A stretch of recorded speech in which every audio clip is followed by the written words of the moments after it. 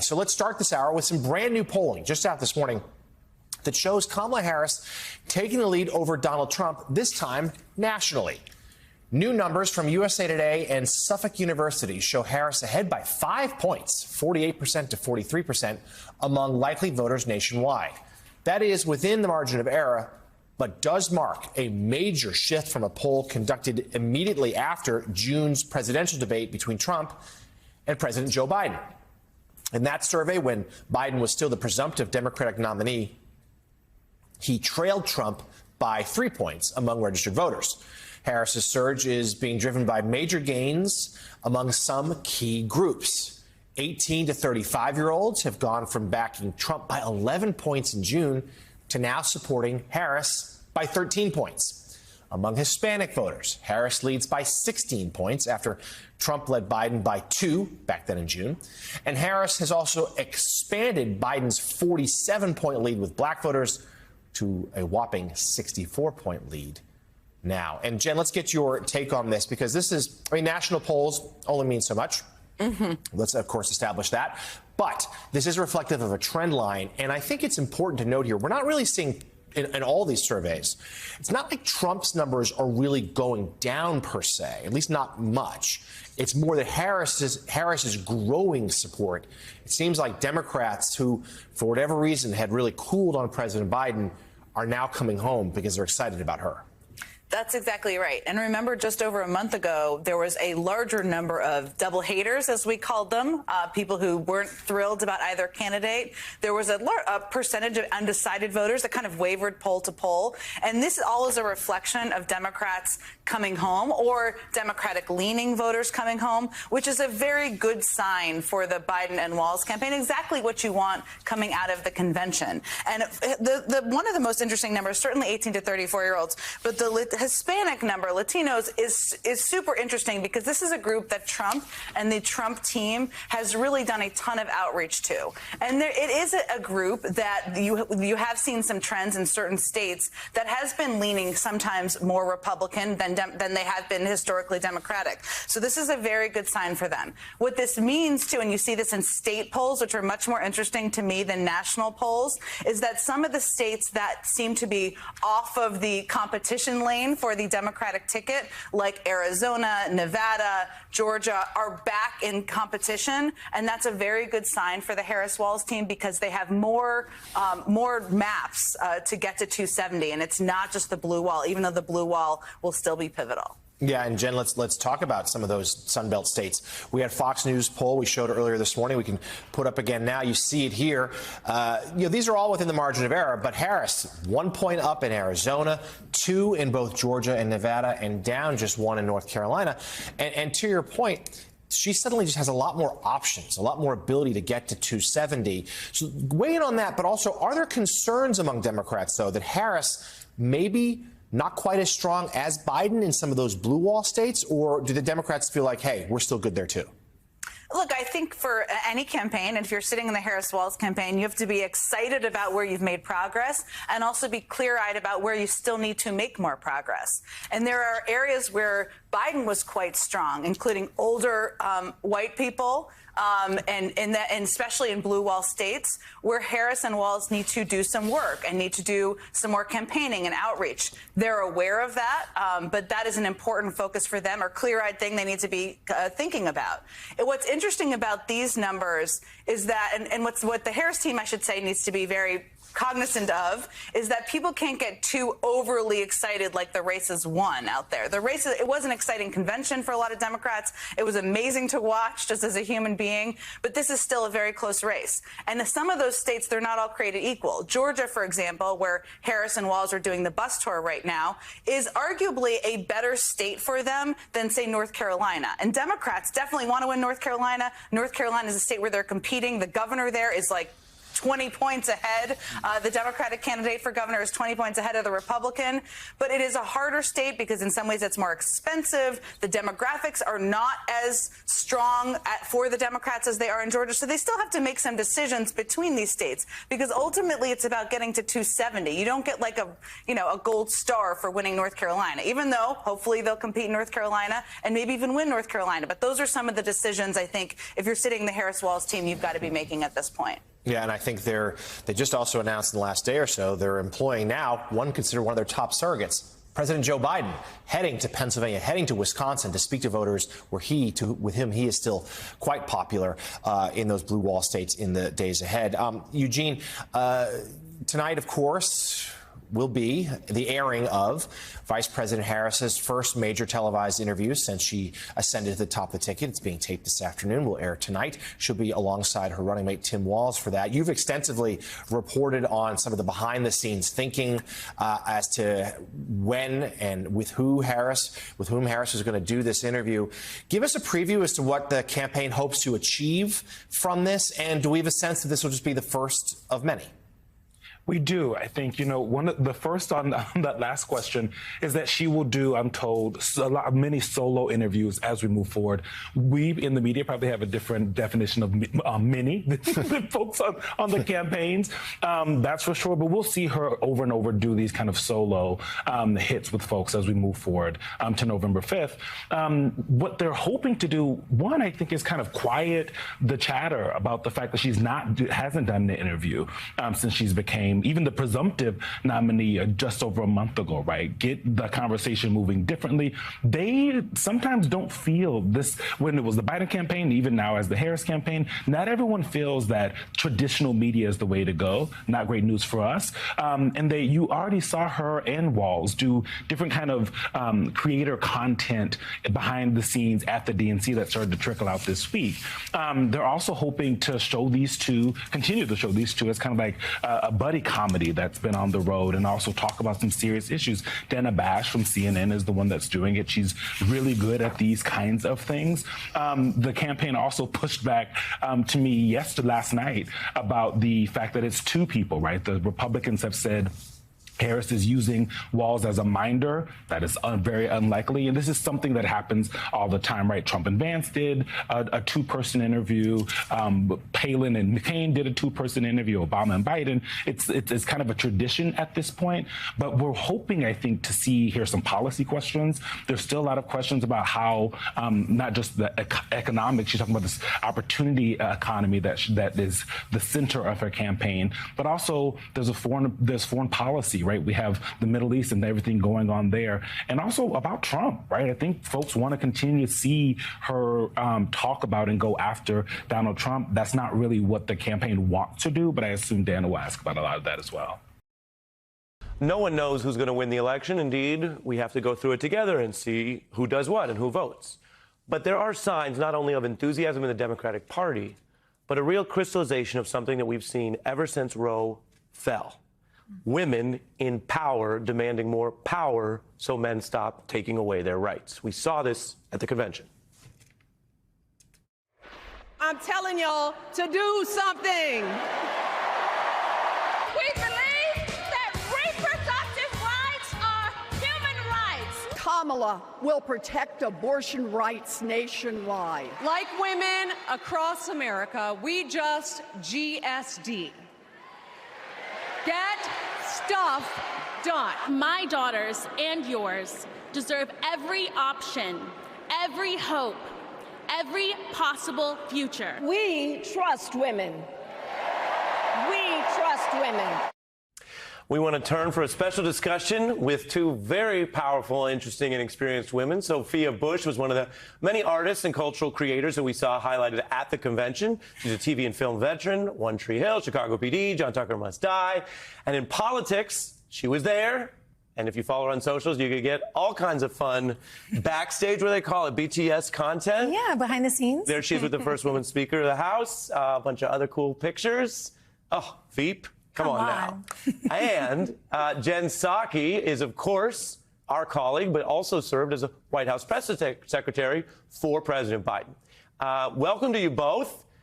Jen. I'm sorry. Jen, hometown advantage. I'll go to you first. What does it mean not only to have a woman nominee, there are women in the Republican Party, but to have women's rights at the center right now? Well, first of all, I love you, Ari. I love being on with you. I love Sophia on like a personal level. We're having a love fest. I wish I was there with you guys. But I would say what it means, Kamala Harris, women see themselves. Young women of color see themselves. Young men of color see themselves. People also see themselves in somebody who is bold and fearless. And that is powerful. We saw that at the convention. The big contrast, we talked about this a lot on set, Ari, is that so many people saw themselves at that convention, which is so different from a couple of weeks before. So that was a really powerful thing. On abortion rights, as you were playing those clips, one of the things that I think is so interesting is abortion rights used to be an also mentioned, right? People who were speaking at conventions or at events would feel like, and I got to talk about abortion rights and say I believe in a woman's right to choose. Now it has become a front and center issue. It was a dominant issue at the convention. You had these powerful stories from people like Hallie Duvall and others that people were just crying, watching, tear-jerking moments. But also you had people like Governor Pritzker talks about abortion rights more comfortably than most people I know. He is a billionaire governor of Illinois who's obviously a man. This has changed as an issue that is front and center, that people have a comfort in talking about, and that's a big shift. Obviously because of the Supreme Court decision, but that's a big shift, and we saw that at the convention. Yeah. How did it feel to you? Conventions are a time for nerds. You might self-identify as a nerd. Deeply, yes. But you have a lot of people who look to you and look to those of people in culture who aren't political nerds and who seem to be tuning in right now. Well, one of the things I think is the privilege of my life. Listen, I love my job as a storyteller, but that's my individual passion. My calling as a citizen of this country is to work on behalf of community. And I've realized what a gift it is to have a platform and to be a policy nerd, because I'm able to help translate why these policies are so personal. Just as Jen was mentioning, I think people thought of abortion, reproductive rights on a whole as this sort of bottom shelf brown bag issue, like we're going to talk about it in certain circles and not others. But people who've been fed this stream of lies about what reproductive health care looks like have had to look into the faces of American families, look at women who have lost their fallopian tubes, who've gone into sepsis. We've heard the stories of women who've died or nearly died because they haven't been given emergency medical care. And we know that there's no logic to this. You can't say you're a pro-family party and then work to ban IVF. None of this makes any sense. It's about money, control, and power. And if you can't win on policy, you certainly shouldn't be trying to win on killing half the American population. Yeah. And that goes to, again, are we listening to women? Yeah. I worked in civil rights, and one of the challenges with racial issues is you can go to communities that even if people aren't consciously, actively racist, they're not interacting with members of the other communities. So they really are closed off. With gender, there are women in every community, right? And everyone has a mom and yada, yada. And yet the women's power and voice has been so truncated. And so we did pull one piece of sound, a classic Saki. That's a saying around here, okay? You know that saying? Are we getting a Jen? Saki bomb? I don't know. I don't know if it's a Saki bomb. I would say it's definitely a shot. And if it's a full bomb, only Saki can tell us. But in all seriousness, you used that podium, and of course you were representing the whole administration and speaking to the whole country. But at times you spoke as a woman on these issues. Let's take a listen. Who does he believe then should look out for the unborn child? He believes that it's up to a woman to make those decisions and up to a woman to make those decisions with her doctor. I know you've never faced those choices, nor have you ever been pregnant, but for women out there who have faced those choices, this is an incredibly difficult thing. Jen? Look, everybody knows. My sister has a T-shirt she sometimes wears to the playground that says everyone knows somebody who has had an abortion. That may or may not be true. But Most people do. Or someone who has struggled with fertility, or someone who had a pregnancy that did not go to term where they had to make a difficult choice.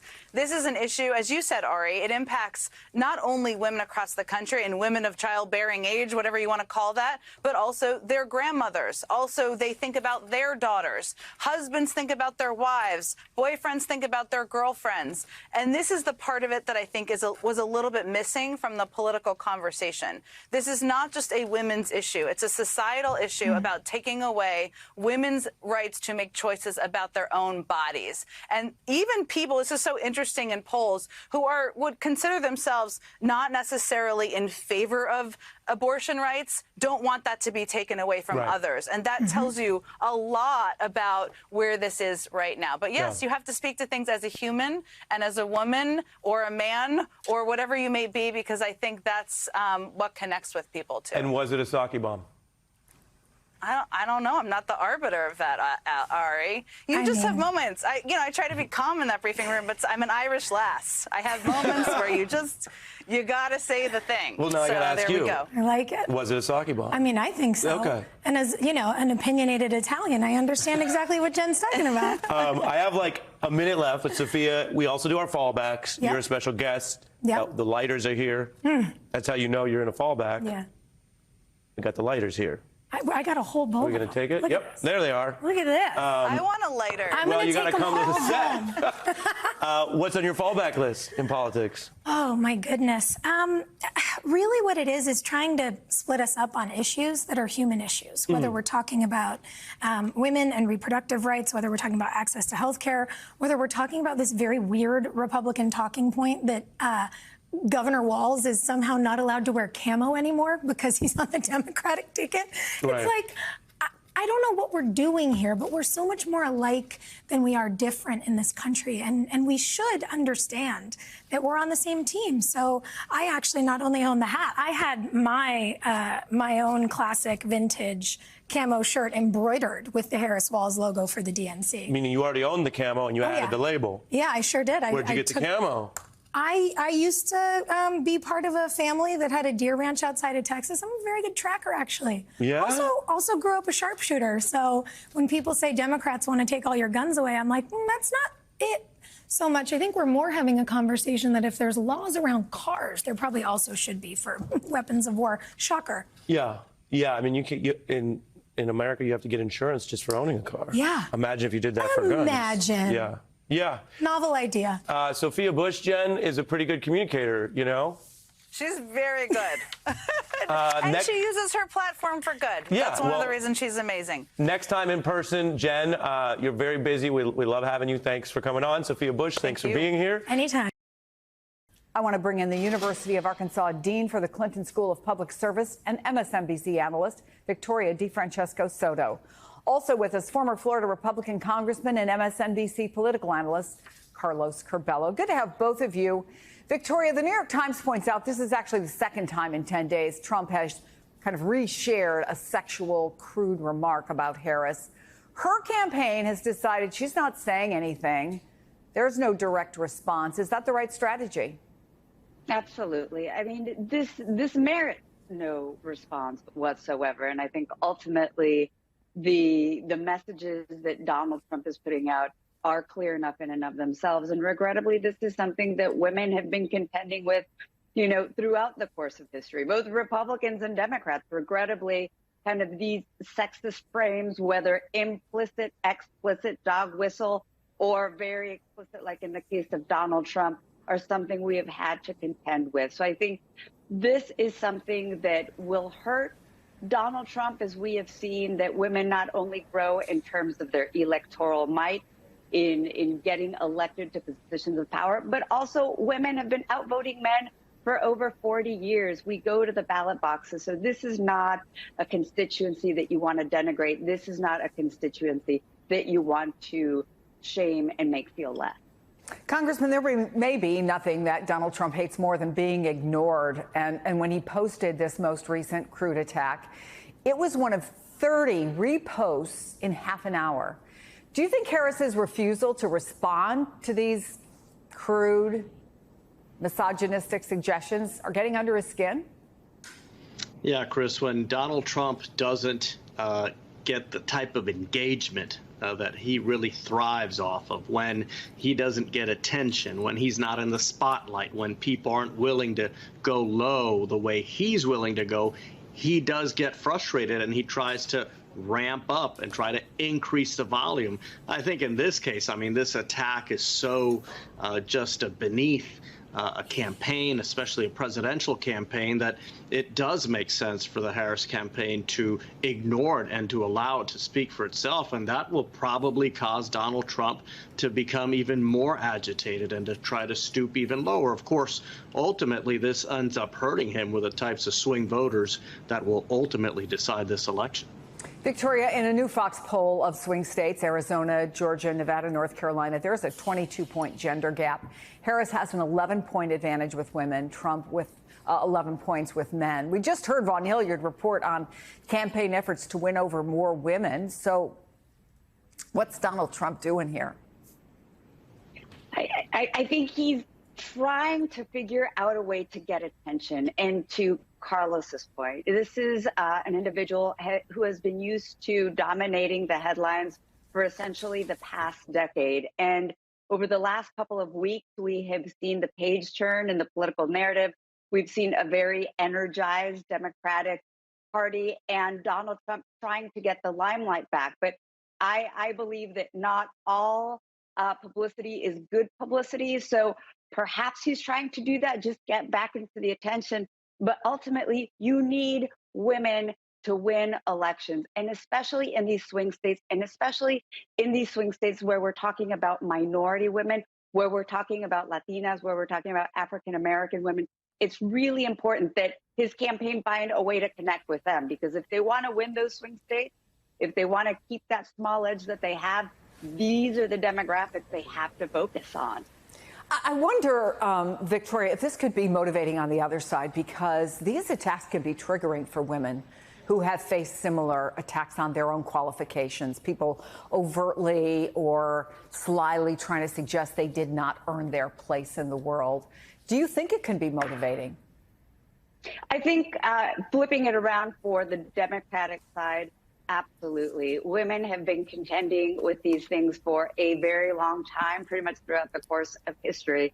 But here, where we're seeing an incredibly qualified woman at the top of the ticket being targeted in this way, it doesn't make you just angry about her, but it can trigger, to your point, Chris, things we have all individually experienced. So I think that this is something, if the Democratic Party is able to frame it, maybe not explicitly right now, but remind women this struggle is your struggle.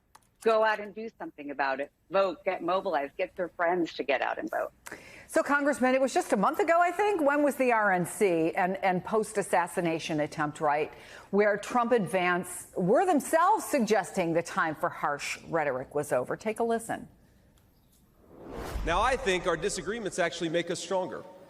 And my message to my fellow Americans, those watching from across the country, is shouldn't we be governed by a party that is unafraid to debate ideas and come to the best solution? That's the Republican Party of the next 4 years, united in our love for this country and committed to free speech and the open exchange of ideas. I mean, the fact that it didn't actually even last through Donald Trump's convention speech and has only seemed to amp up since then, did they not, make the rhetoric less harsh because they never actually meant to do it? They didn't think it was working? This is simply who they are? What do you see? Because obviously the polls don't suggest it's working. Well, Chris, this is who Donald Trump is. A lot of people, myself included, held some hope that surviving an assassination attempt might help him reflect and really change course and at least shift a little bit to try to bring the country together. But he has proven that he just can't do it. And this is the culture that Donald Trump has instilled in the Republican Party, one of personal attacks, of nasty rhetoric. And by the way, Chris, it's the reason why Donald Trump loses elections. It's not on policy. If you look at some of his policies, people support his policies, his economic policies. I mean, the polls are all there. It's on style that Donald Trump loses. That's why the MAGA movement was rejected in 2018, in 2020, and in 2022 in a lot of swing states when Republicans were supposed to have a red wave and didn't. Why? Because of Donald Trump's style, because of the toxic nature of his rhetoric that swing voters end up rejecting. Donald Trump, faced with Kamala Harris's growing post-DNC momentum and his own shrinking campaign crowds, is melting down on social media, literally lashing out at Vice President Kamala Harris with posts that range from sexist and crass to dangerous and, of course, just straight up weird. The Washington Post reporting that, quote, Donald Trump amplified a vulgar joke about Vice President Kamala Harris performing a sex act. He falsely accused Harris without evidence for a security lapse that enabled a rogue gunman to try to assassinate him. He shared a call for Barack Obama to face a military tribunal. He promoted explicit tributes to the QAnon conspiracy theory. He hogged digital trading cards in an online infomercial along with pieces of his debate night suit. And that, folks, was just in the span of 24 hours. In response, Trump campaign spokeswoman Caroline Leavitt accused the Washington Post of focusing unfairly on a few social media posts and negative stories about Trump instead of Trump's highly successful policy speeches in battleground states over the past week. Calling them policy speeches, quite honestly, is a stretch. In contrast, the Harris campaign is using the time they have saved by not spending their days reposting QAnon memes to release a slew of ads highlighting her policy positions, while she and Tim Walz are barnstorming Georgia, talking to voters ahead of their first interview together later this evening. Joining our conversation this block, NBC News correspondent Vaughn Hilliard out in Potterville, Michigan, where Trump is holding an event later this hour. Plus, Democratic Congresswoman Barbara Lee of California. Of course, Basil and the Rev are still back with us. Vaughn, let me start with you. Can you preview for us what we expect to see from the president today? Obviously, if we just followed his social media posts, it is an insight into a mind of someone who is extremely troubled, to say the least. Right. Usually the social media presence of Donald Trump is not wholly reflected up on stage. That's not to say that he has a focused message when he is on the campaign trail. But for Donald Trump, you could say that it is a little bit less explicit than the sexist, degrading memes that he posted about Kamala Harris and Hillary Clinton. And, of course, we have never heard him publicly speak the words about military tribunals for the likes of Liz Cheney or Barack Obama. And we have not heard him explicitly say that the likes of Jack Smith should be prosecuted and charged, or the January 6th Select Committee members. Yet at the same time, that is what his social media posts have said. And I think that the Republican campaign would agree that social media posts that Kamala Harris makes, as well as those that she's made in the past, which they frequently cite themselves, are words of the nominee and words of that individual. And so I think on our role as journalists here is to take Donald Trump seriously and legitimately for the words in which he speaks or the reposts in which he does on his social media account. We are expecting him to take the stage, however, here at a steel plant here between Lansing and Grand Rapids, Michigan, in a matter of moments before he makes his way to La Crosse, Wisconsin, here later on this evening. For the campaign, they are trying to set up an operation that gives Donald Trump the opportunity to win, and that is building out campaign events like this in these battleground states. But as you noted, it's having to go to places also like Georgia, like North Carolina. This is an expansive map here. And with just under 1 month until early voting begins, it becomes not only a finite amount of resources, but also time in which a candidate is actually able to spend on the trail. And that's why I think locations like this are noteworthy. We are in a more rural area, and this is a type of a place where he's going to have to juice his turnout among the particularly white electorate here in Michigan in order to try to match his 2020 numbers and overcome Kamala Harris and the numbers that she is seeking to pull from other places across the state. Congresswoman, Trump has famously and problematically, to say the least, had a very tumultuous relationship with women. He goes after them in vulgar ways. He attacks them in racist ways.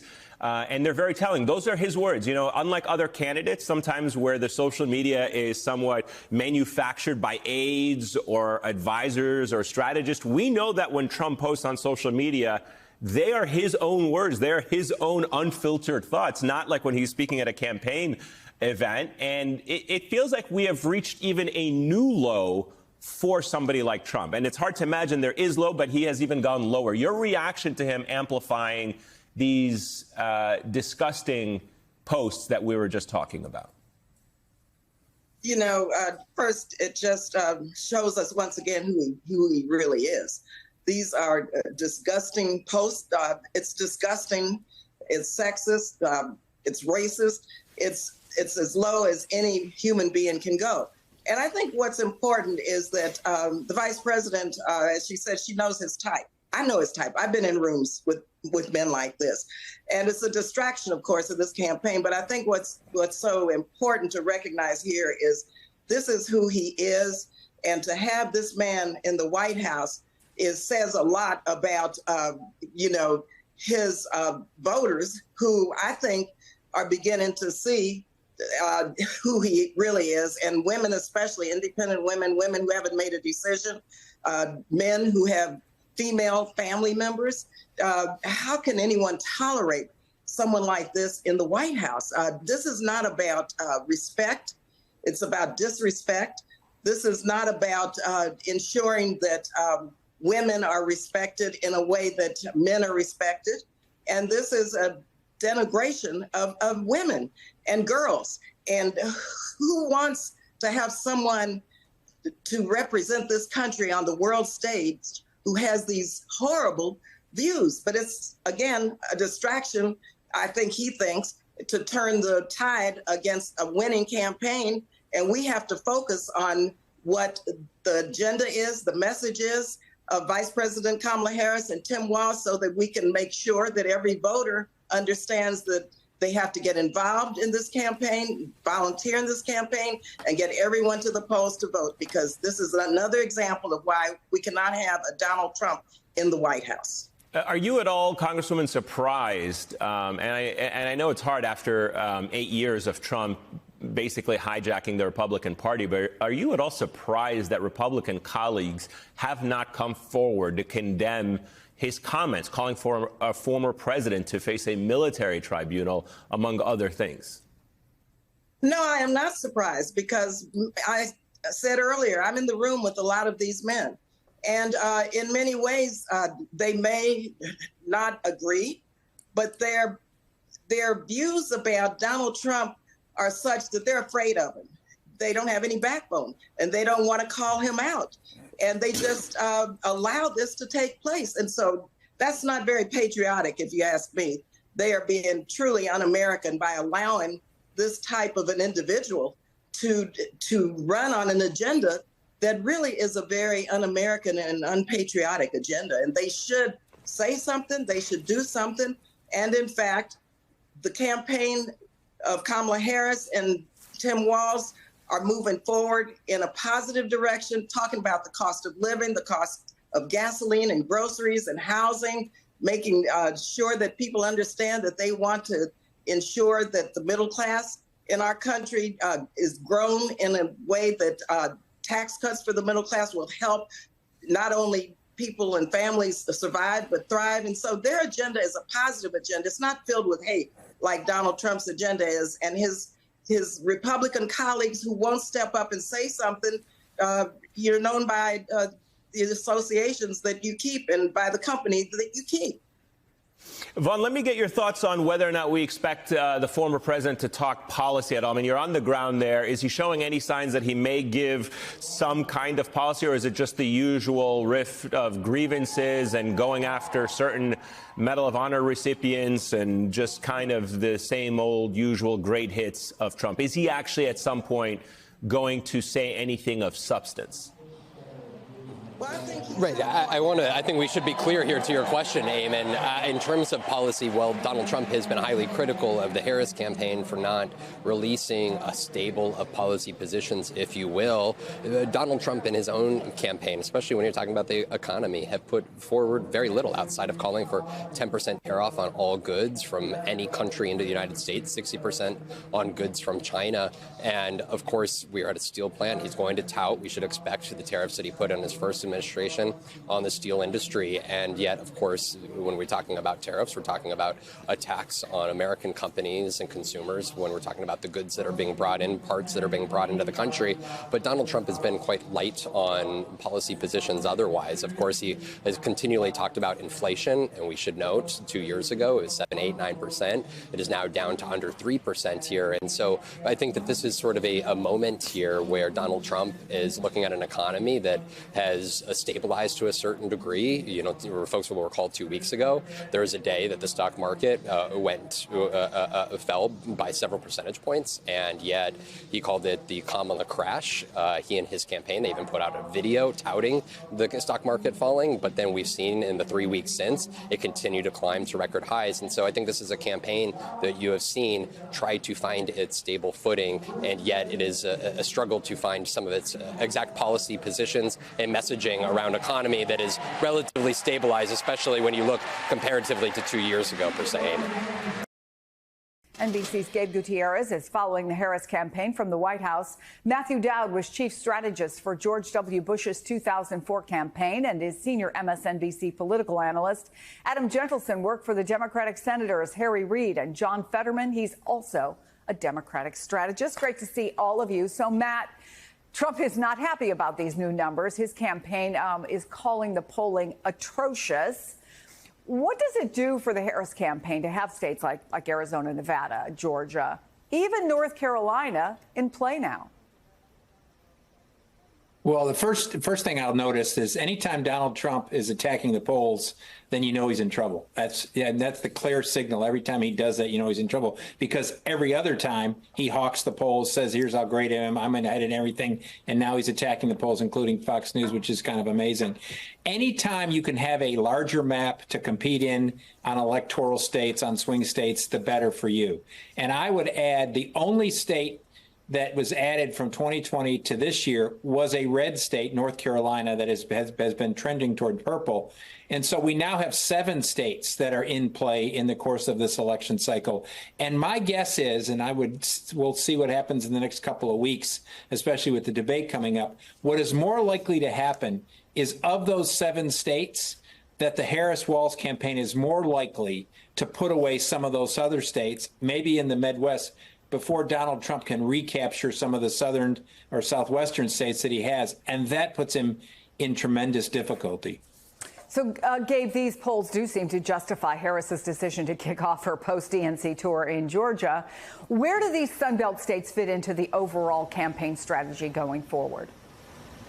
Well, Chris, Kamala Harris and Tim Walz had already been looking at the Sunbelt states for the last several weeks. They were actually there earlier this month, but certainly this new polling seems to reinforce that decision to really expand the map, as you just heard Matthew talking about. This is a dramatic shift, Chris, from when President Biden was the nominee just a few short weeks ago.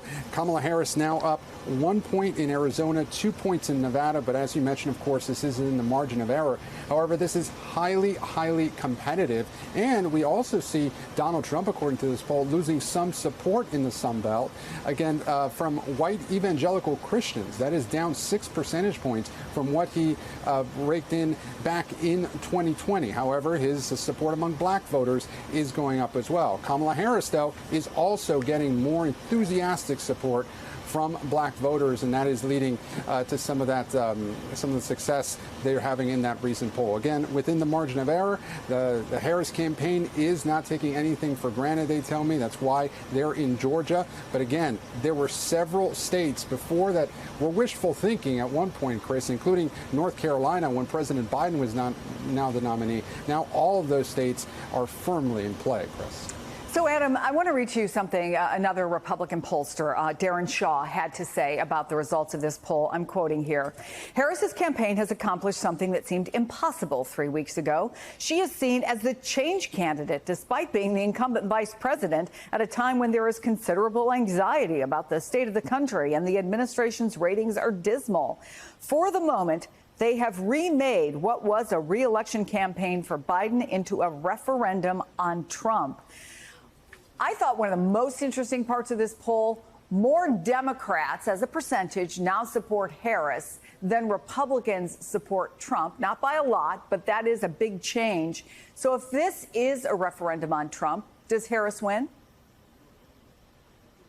Yes, I think she does. I mean, I think one of the things you saw when the matchup was former President Trump versus President Biden was a lot of voters who people classified as what's called double haters.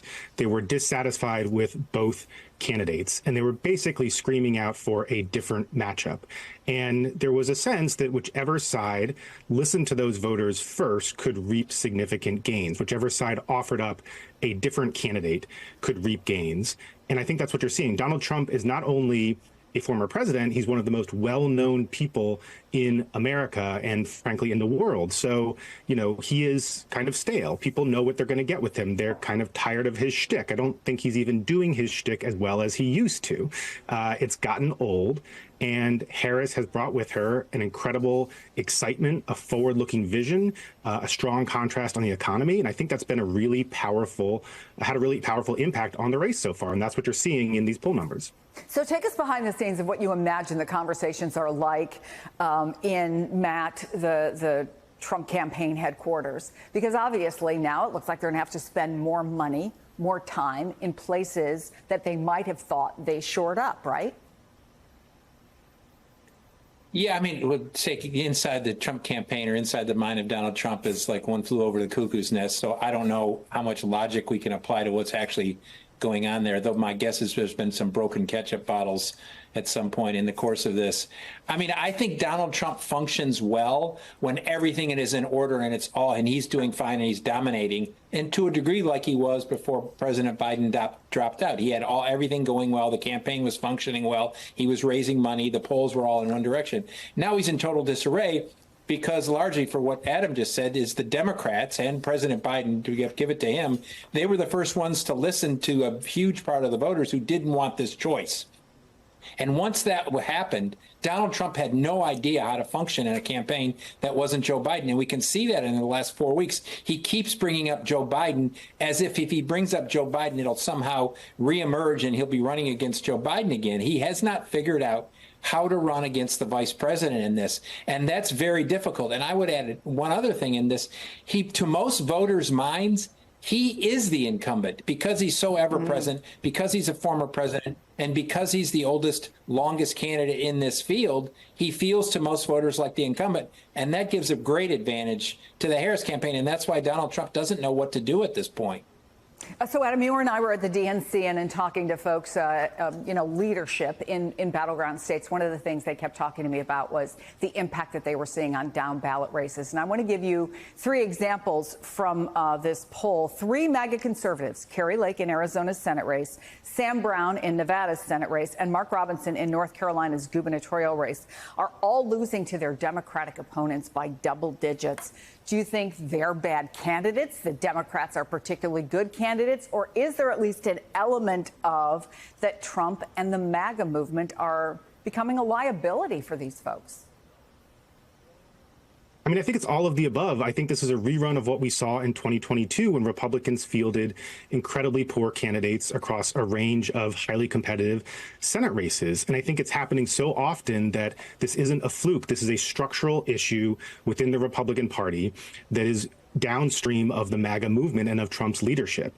They simply cannot find reasonable, moderate candidates to win primaries. You can't win a primary in a Republican primary if you are not loyal to the MAGA movement. And so, you know, it's the classic case of what succeeds in primaries does not succeed in general elections. And so you have a structural situation within the GOP where they keep spitting out these incredibly right-wing candidates in highly competitive races where they frankly should be competitive, but they're not. I mean, Democrats are frankly, running away with it in these races. And I don't want to get over my skis here. These numbers will tighten. They always do. But I think Democrats heading into Labor Day, which is sort of the crucial turning point of the campaign, are in a very strong position in all of these Senate races that you mentioned.